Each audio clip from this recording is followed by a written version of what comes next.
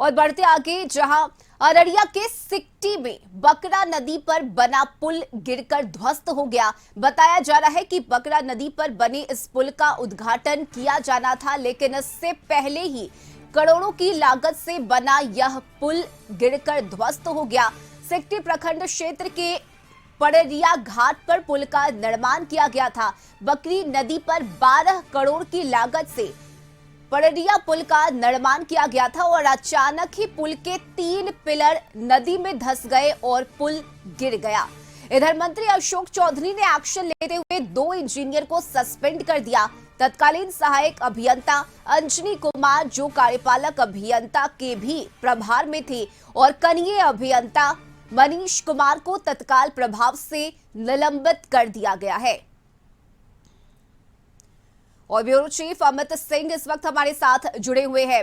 अमित, ये कोई पहली बार नहीं हुआ है जब बिहार में कोई पुल उद्घाटन से पहले ही गिरकर इस तरह से ध्वस्त हो गया हो। इससे पहले भी हमने भागलपुर की वो तस्वीर देखी थी जहां पर अगवानी पुल उद्घाटन से पहले ही उसके जो पिलर है वो गिर गए, पुल ध्वस्त हो गया। और अब एक बार फिर से वैसी ही तस्वीर अररिया से भी देखने को मिली है। हालांकि एक्शन लिया गया है, 2 इंजीनियर को सस्पेंड भी किया गया है, लेकिन आखिर कब तक बिहार में इस तरह से पुल भ्रष्टाचार के भेंट चढ़ते रहेंगे? बिल्कुल सही सवाल है रश्मि, क्योंकि जो भ्रष्टाचार की भेंट चढ़ रहे हैं ये पुल, इसके जांच की जाती है, इस घटना की जांच कराई जाती है और ऐसे जांच कई दफ़ा कराई गई हैं। इससे पहले कई बार ऐसी घटनाएं घटी हैं, लेकिन सवाल ये उठता है कि आखिर ऐसी घटनाएं होती कैसे हैं, आखिर कहाँ चूक होती है, कहाँ जो अधिकारी है या जो तंत्र है वह कहाँ पे कमज़ोर है। क्योंकि इससे पहले अगवानी पुल के बारे में जो आप चर्चा कर रही थी, उसके अभी भी जांच के रिपोर्ट नहीं सबमिट हुए हैं और जो जानकारी मिली है वहाँ भी लोगों को सस्पेंड किया गया था और यहाँ आनन फानन में 2 इंजीनियरों को सस्पेंड कर दिया गया है जो अररिया में जो पुल ध्वस्त हुआ है। और इस बीच में सियासत भी शुरू हो गई है। जो विपक्षी पार्टियां हैं, उनके रोहिणी आचार्य हैं जो इस बार उम्मीदवार बनी थी सारण से, उनका एक्स पर एक आता है, तंज कसा जाता है सरकार पर। वो लिखती है कि जिस तरीके से डबल इंजन की सरकार है, ये कैसी परिपाटी बन गई है कि जब भी कोई निर्माणाधीन पुल बनकर तैयार होता है तो उद्घाटन से ठीक पहले वो ढह जाता है। तो कहीं ना कहीं लगता है कि जो आरजेडी है इसको मुद्दा बनाकर आज से वो और ज़्यादा सियासत तेज करेगी, इसके साफ जो है वो मंशा दिखाई पड़ रही है। लेकिन सवाल यही है कि आखिर ऐसी घटनाएं घटती क्यों हैं?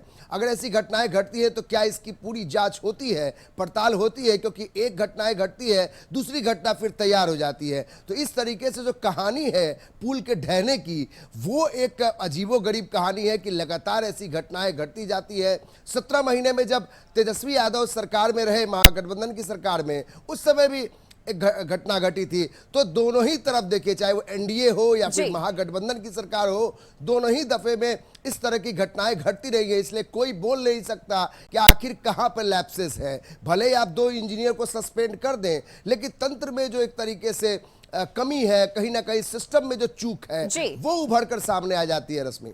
बिल्कुल, और 1-2 नहीं बल्कि 12-12 करोड़ की लागत से इस पुल को बनाया गया था, जो मिनटों में ही ध्वस्त हो गया। और जो स्थानीय लोग हैं वो भी इस गिरते हुए पुल का वीडियो बनाते हुए नजर आ रहे हैं। जो तस्वीर हमने अपने दर्शकों को दिखाई कि कैसे अचानक ही ये पुल गिरकर ध्वस्त हो गया, जिसके बाद जाहिर सी बात है कि सवाल तो उठेंगे ही। बहुत शुक्रिया अमित आपका तमाम जानकारी के लिए।